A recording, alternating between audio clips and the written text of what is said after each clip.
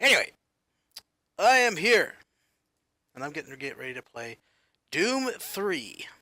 Now, for anyone that has watched my stuff, I am do a, I suppose, show. That's what it's called. A show called Series Review. And what I do in Series Review is that I take a random series that I find and I go, well, let's see, what can I talk about? And I had started off with doing Doom. And anyone who knows Doom, obviously there's a history behind it. Between id Software, before it came to be, to basically the long hiatus between Doom 2 and then this game, Doom 3. And there's also a lot of other mismatches between Doom 2 and this game as well. Like, the script I'm writing for, it talks about the N64 version of Doom, it talks about Final Doom, it talks about the massive levels, basically all the mod levels that the community created, and they were like, well, it's technically part of Doom, so it counts. And then we finally get up to here, to Doom 3. And Doom 3 is an interesting game because, like I said, it was a long hiatus from id Software between Doom 2 and Doom 3. And the main reason behind that, if I can recall, was because id Software had moved on to Quake. And they went up to, I believe, Quake 3, which was their arena deathmatch only program. And that kind of sucked. So it took them a long while before they came to here. Doom 3. When Doom 3's trailer came out, all of us went, "Ah!" Is the largest corporate entity in existence. Originally focused on weapon and defense contracts, new ventures have expanded into biological research, space exploration, and other scientific endeavors. With unlimited funds and the ability to engage in research outside of moral and legal obligations, the UAC controls the most advanced technology ever conceived. Okay, now here's the interesting thing about Doom 3 here. This is technically the story of the original Doom, but it's basically being retold. So in a way, Doom 3 is technically Doom in an alternate universe, if that makes sense. Roger, Darkstar. Descend to 2000, set speed, contact ground on 26972. Roger that, Tower. We have them on radar, sir. They'll be landing in a few moments. Excellent. See that Counselor Swan is sent directly to me. Yes, sir. Tower, Darkstar on final.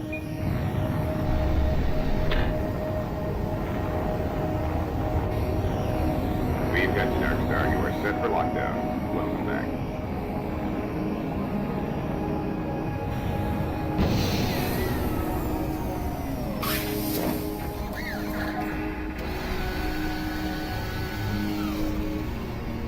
I can't believe it's come to this. I didn't want to come here. He left you no choice. True, but this is the last time. I'm tired of running damage control every time he makes a mess. Right. You're the control. And if that fails, I'm the damage. If that's what it takes, the Kruger is going to start doing things our way. Whatever you say, Counselor. Alright, so back to it. By the way, these graphics here, like, we can laugh at it now, but John Carmack has this weird thing he does with his games, where it's like, he will take things and he pushes computers to an absolute limit to everything. Like these touchscreens. Like, no one had touchscreens like with their older games. Like, no one had their like speaking. Like, look this guy. All new arrivals need to check in at reception. Like, most other people would have talked and it would have been just flapping gums, just bop, bop, bop, bop, bop, bop, bop. But here it's like there's actual lip syncs and stuff. Union Aerospace's premier And most people, Gotta get out of here. and most games didn't have that when this game came out. And like I said, it's because John Carmack does he likes taking the latest of technology and he goes, exactly how far can I push it? Which is why when Doom 4 comes out, I'm going to be really worried that like I won't have access to the Asus. Because I know for a fact this Lenovo is not going to be able to handle it. Welcome to Mars, Marine.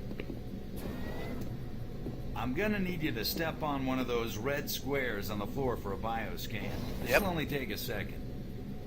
Okay, let me get this started. You're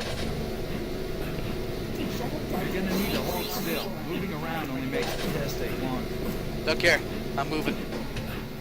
Alright, bioscan looks good. You're cleared for entry. Okay then. I suppose jumping up and down doesn't affect things.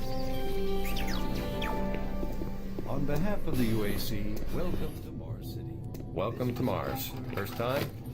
You can just leave your bag there. I'll have it sent up your quarters. Okay, there's a few things we need to take care of first. This is your personal data assistant. You'll need this to access all secure areas. If you get clearance for any security zones, it'll download directly. It's important, so don't lose it. I see here that Sergeant Kelly has requested your immediate attention. Head directly to Marine Command. It's just that way. Follow the signs. Alright. Now what was I saying?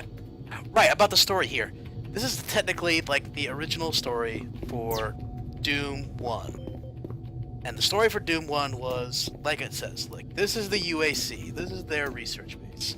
And they do everything. They do the weapons, they do the defense, and then they do a fancy little number with teleportation. But I'm not supposed to know about teleportation. Shh! Don't tell anyone that I know about that. But, what else was I gonna say? Right. There was a novelization that came out, which tried to do the exact same thing, but the novelizations, namely the 4 books, went into really weird territory. Because there seems to be some very serious problems. Oh, really? Do I need to remind you of the groundbreaking work that we're doing here? No. But I've been authorized by the board to look at everything. The board authorized you? The board doesn't know the first thing about science. All they want is something to make them more money, some product. Don't worry, they'll get their product. After how many accidents? Tell me, Dr. Betruger, why are so many workers spooked, complaining, requesting transfers off Mars? They simply can't handle life here. They're exhausted and overworked. If I had a larger, more competent staff and bigger budget, even these few accidents could have been avoided. I'm afraid you'll get nothing more until my report is filed with the board. I will need full access, Dr. Betruger, Delta included. I won't have any difficulties doing that, will I? Only if you get lost, Swan. Just stay out of my way. Amazing things will happen here soon. You just wait. Let's go. Alright, so back to the novelizations here for a minute.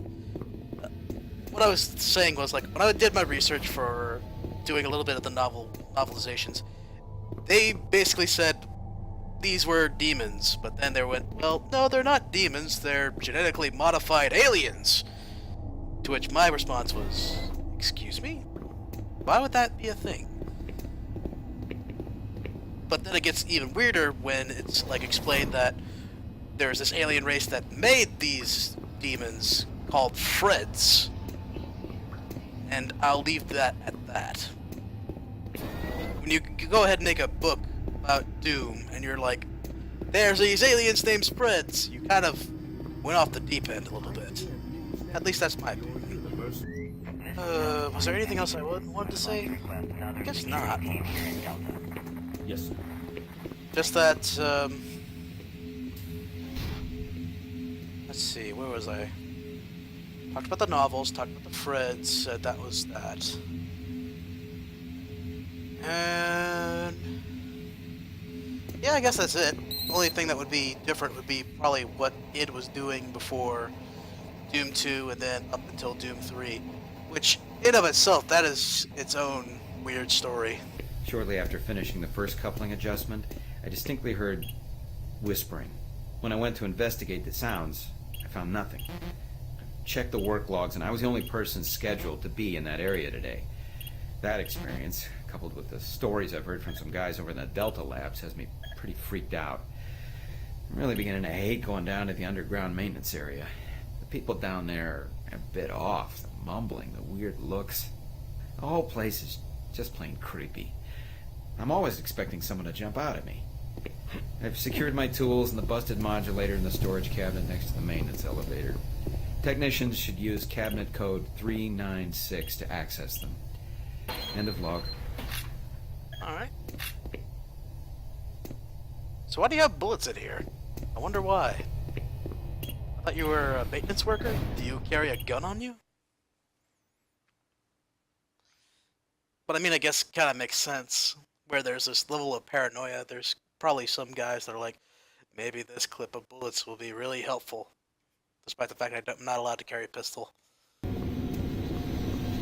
And obviously, if you've played Doom 1 and Doom 2, you can kind of understand why when most people saw this, they were like, well, this isn't Doom, this is just a really atmospheric sci-fi game. There's nothing about this that screams Doom. Like, I could say that Doom for N64, that was more Doom than Doom 1 and Doom. That was more Doom than this one, I mean. That's what I was gonna say. God. Hold on. I'm gonna deal with enemy AI.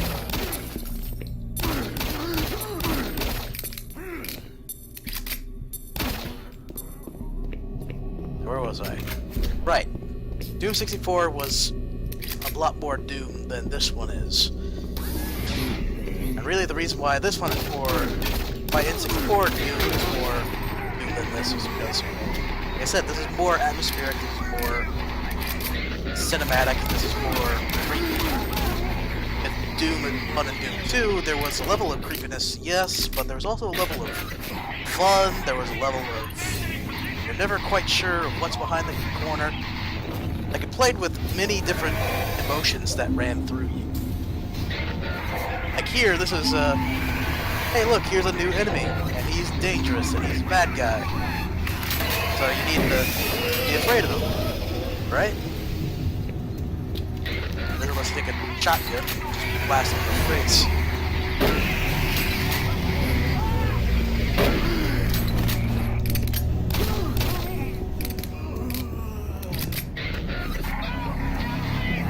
So with this game, it's...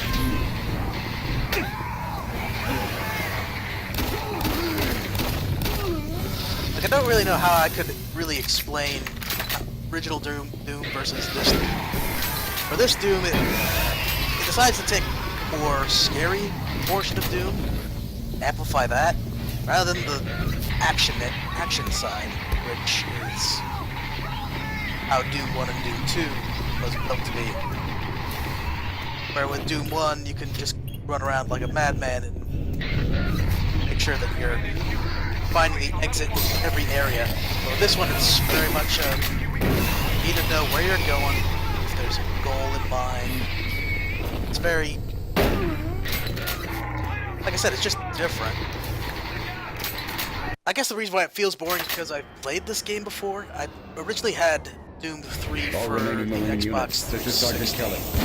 When I had it for the 360, I thought it was the coolest thing. Move to Marine HQ to regroup and await further orders.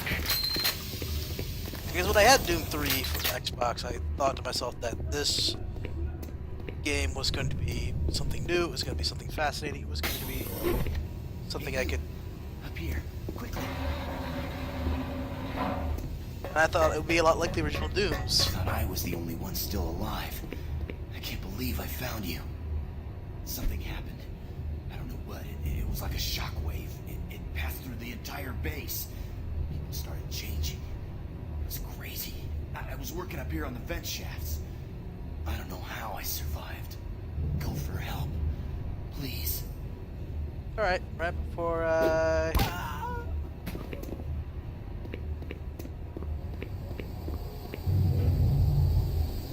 What was I saying?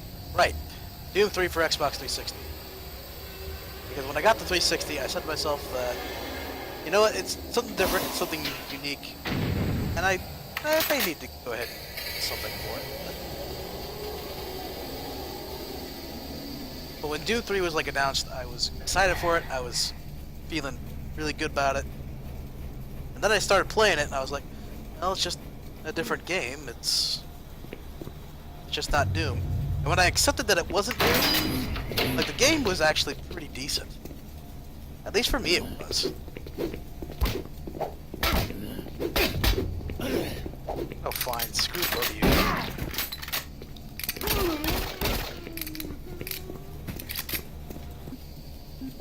And really, that's how I like to think about this game. It's that it's not Doom. It's a retelling of Doom. It's like a... what's the word? I don't want to say fan fiction, because it's obviously not. And it's made by id as well, so it's not done by fans. I mean, you should have to be, like, a fan of your work. I agree with, like, that little sentiment, but I mean... like, it's kind of hard to describe what Doom 3 actually is. Right, there was the expansion pack, which was Doom 3 Resurrection of Evil, and I had that for Xbox 360 as well. And they had the master levels as well. So when I finished playing Doom 3, or at least the expansion pack, and I got the master levels, it was this weird and unique experience that I'm here playing a Doom game on the Xbox 360, like the actual Dooms. Like, it wasn't Doom 1 and Doom 2, it was, you know, it was just the mod levels. But at the same time, I was completely fascinated about the fact that you could do these kind of things. You could actually go ahead and use new technology to play new games. They're all dead. I'm running blind here. What are my orders? Over. Specialist Wilson, this is Sergeant Kelly. Be sharp, son. Get your last known RP and fortify your position. You'll find you.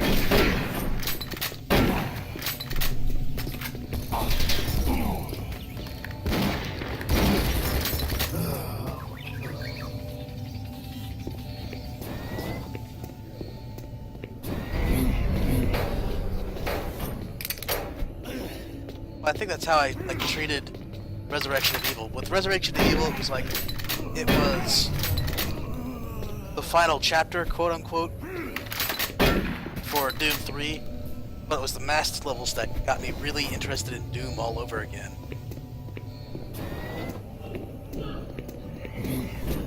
So if anyone asks me about, like, what are my feelings on Doom 3, I say, like, Doom 3 is fine, but I will never treat it like an actual Doom game.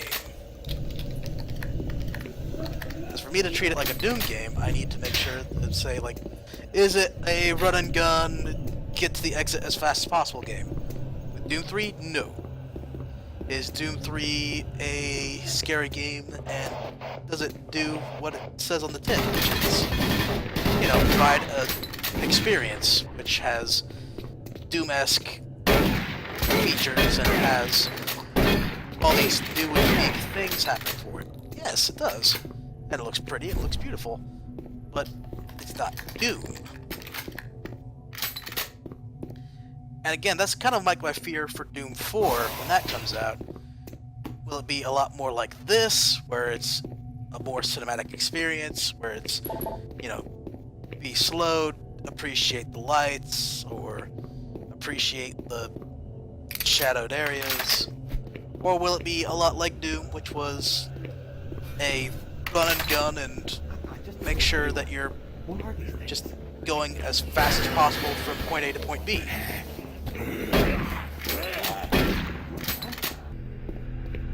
Can do. The UAC is here to help. Psychological services are free and confidential. Sure.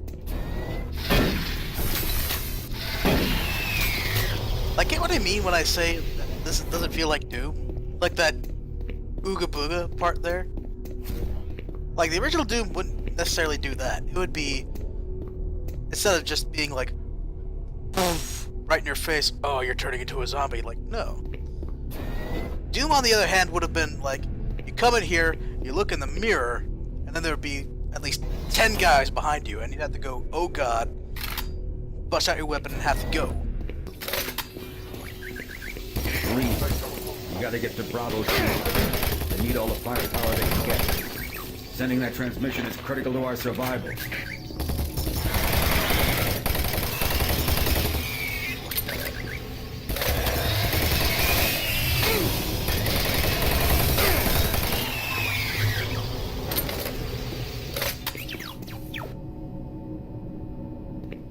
Alright, so we just bulldoze right through, I guess.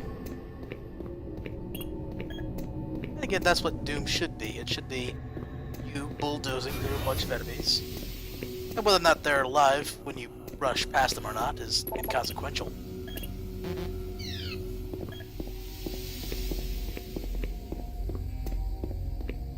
All that shit matters like you're getting from point A to point B. That's it.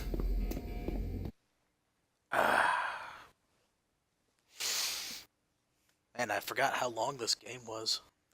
I can't exactly provide any commentary over this thing.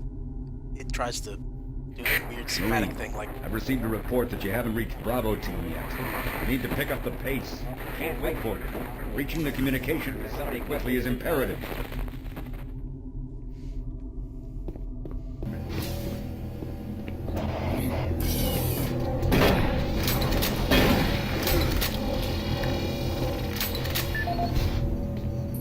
Time out.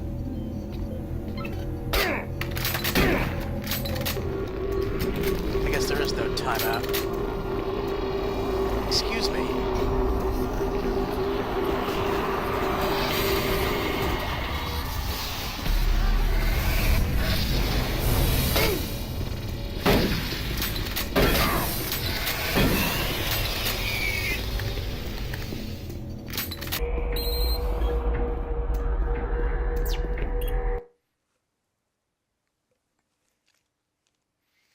And I apologize, I haven't been talking a lot, but really there's not much for me to talk about.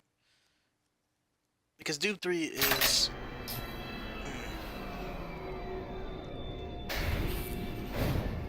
Like I said, I struggle to say that Doom 3 is a boring game. It's passable, but for me it's... Like I said, I've said throughout this entire thing, I don't feel like this is Doom. Sometimes you just gotta play... Sometimes you still just gotta play the game in order to kind of understand what you're dealing with. And when eventually I get to a series review of it, I'm going to be talking about, oh, I got all these reviews, I said it was good at the time.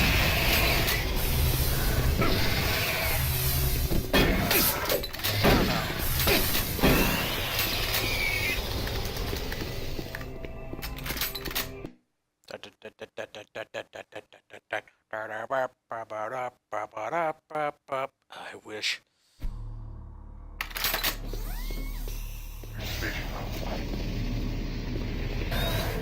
But the transition to the original Doom was so much better because it was...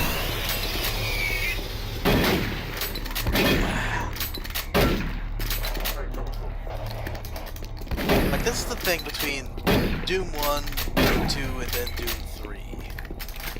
Doom 1 and Doom 2, they knew that it was all about the fast pace, it was all about the action, it was all about the fun. That's... I'll just call it for what it is. Doom 1 and Doom 2 had an essence of fun about them. And they were fun because it was stupid, it was violent, it was dumb, it was beautiful. Doom 3... Like, it doesn't have that fun. It does not... It feels like it's trying to be the cool kid.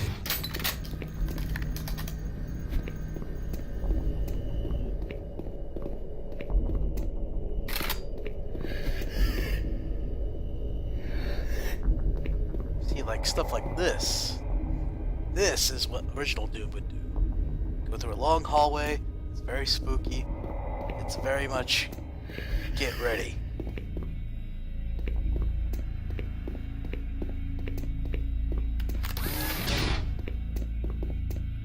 It even gives you new weapons, says like, hey, look, all this is yours. And then this happens. Like, there are a lot of things that I'm just not connecting with you. Like these. Marine, I was able to locate your position. All comm systems are beginning to malfunction and shut down. Massive service disruptions throughout the entire base. I don't know how long I'll be able to track it. Bravo team has just entered the info. Pick up the pace. You aren't far behind. Like, I should be excited to see these areas. These transfer areas. Because, like, yay, I completed another level. I can continue on. But when I do it, it's like, well... Hey, you! Can you help me? I'm trapped in here. Release the door locks and get me out.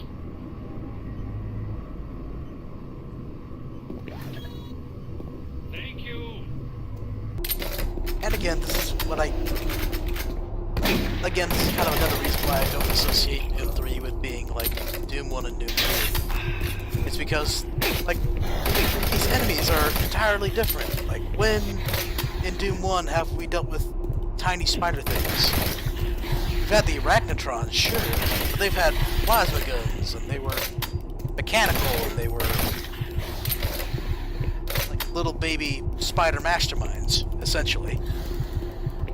But these ones, it's like more fleshy, it's more zombies, it's more...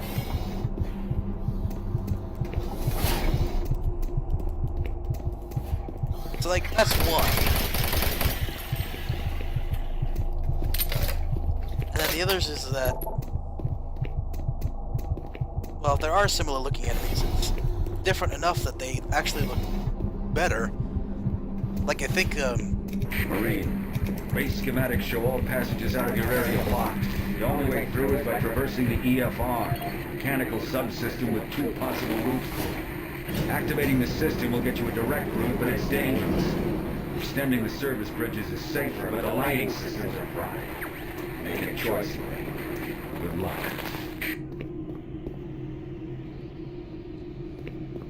But anyway, what I was saying was, I think the Barons of Hell, later on, when you get to meet them, they look like actual dangers.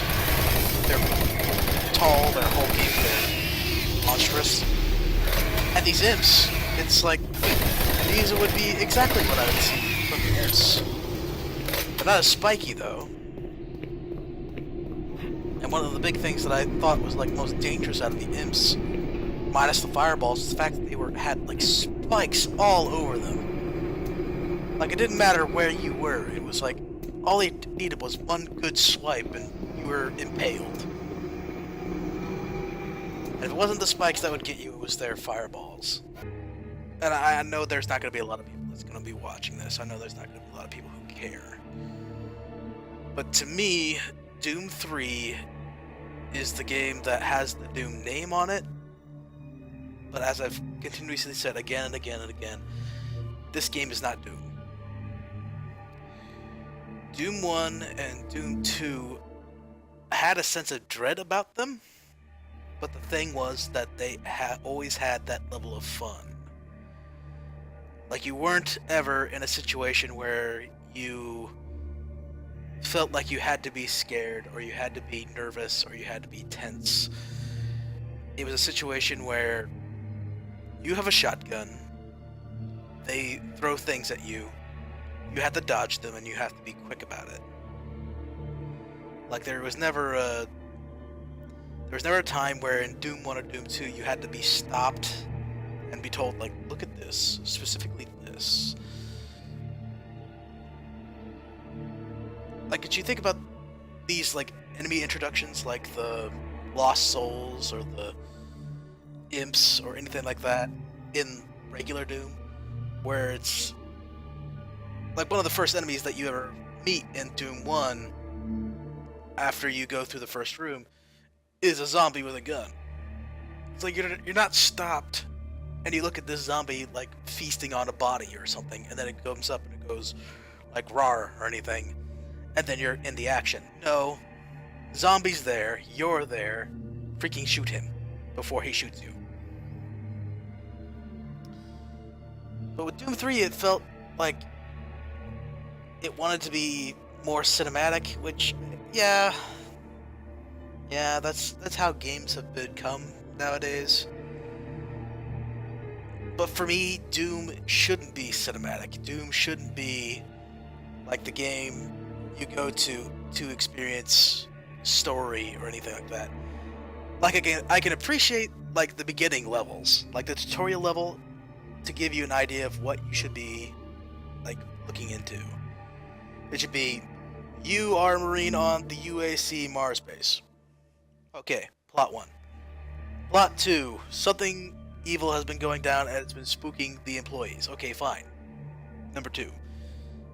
Number 3, it's all in relation to this teleportation. Yeah, the teleportation is basically what's causing this. The Hellspawn to come up and take up Earth. And, like, really that's all you need to know. The only other thing that you need to know is that enemies are coming in from Hell. Freaking get them. Like, you don't need to be given all this meta story in the background with all the PDAs and all the, oh my god, like, we have all these different lives and everything. It's like, no, you're a Marine and you should be more focused on your own survival, or in your case, in this case, it should be on the complete and utter destruction of the enemies ahead of you. Like, with all those PDAs I'd been gathering, it's like, I didn't even bother picking them up unless I had to unlock a locker. Like, every single time I had to look at a locker, I had to begrudgingly look through my list and go like, okay, what was the latest PDA I had?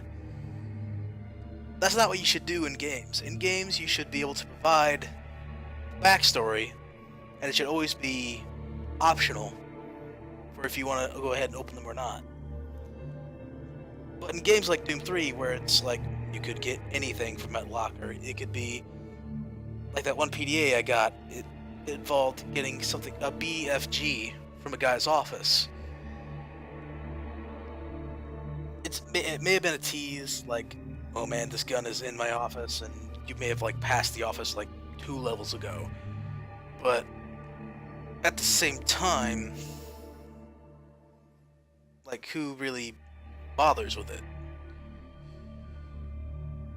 So my feelings is like, if this didn't have Doom, like it was called something else, I think the game would be fine. I think the game would be serviceable on its own. And it could have the same storyline, it could have the same plot, it could have the same everything. But to me, it's a mediocre game. And don't get me wrong, it's, like I said, with how John Carmack does, with how id does and stuff, they always like to push things. Like, getting the highest possible graphics. Basically, you had to, at the time, have the best graphic card available in order to have the best quality possible from this game. And I admire that from John Romero, and I admire that from like the id team, that they are willing to go ahead and go, okay, what is the next evolutionary step? What is the next piece of the gaming puzzle? And they say like, well, this is the latest graphic card that's going to be coming out, and it'll be released in, let's say, there's this new graphics card that comes out in 2020, and it's the best available. John Carmack would build an engine specifically meant to enhance that graphics card, because that's what he does. He's the engineering mastermind. But the thing is, like I don't know. For some, like, the theory is that the reason why Doom 3 doesn't feel like Doom 1 and Doom 2 is because, like, John Romero, who's the other John in the id group, you know, he left id because he wanted to do something more. He wanted to be more artistic. He wanted to be open. Didn't exactly help that his ego was kind of his ego was kind of big for the books I had read about them. But yeah, I think like with John Romero there, and even from the stories, like he would take a lot of his time just playing deathmatch and being really excited about the game. Like, that's what I believe every developer team should have. It should have at least one guy that is really excited about their game and should be just playing it continuously, and like telling other people, look, this game is amazing, I helped make this, isn't this game great? And John Romero is good at that. That's why he hosted his fan events and his parties and his get-togethers and his, you know, go ahead and meet us because, you know, we're the guys that did this. But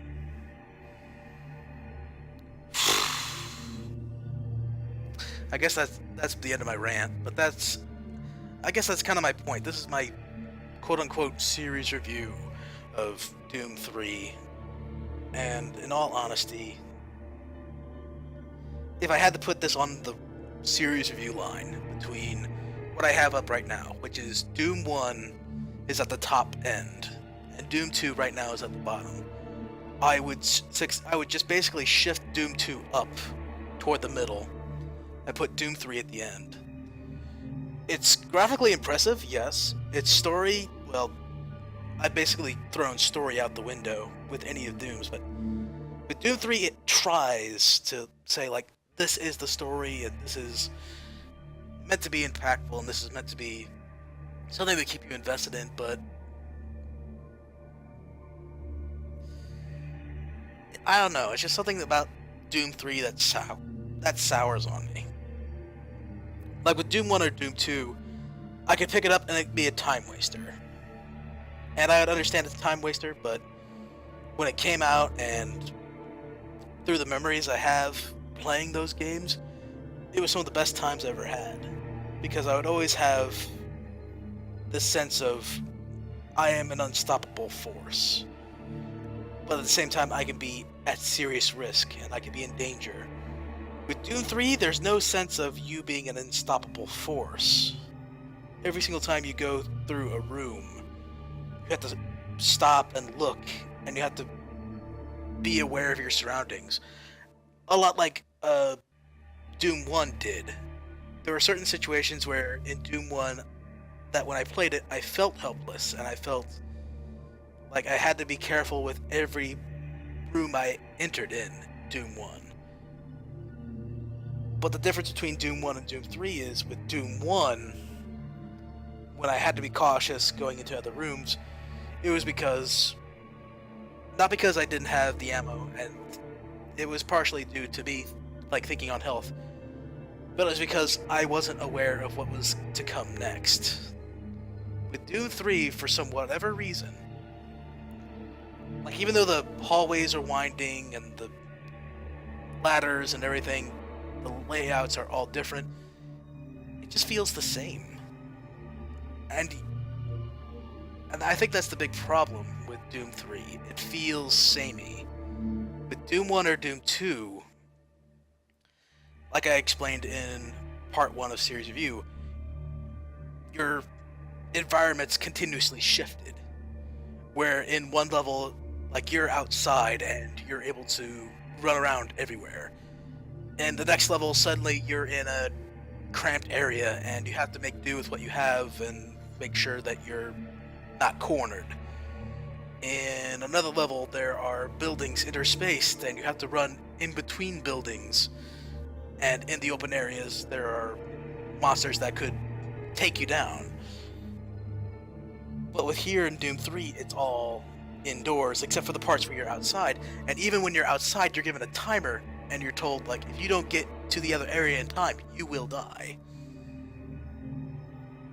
And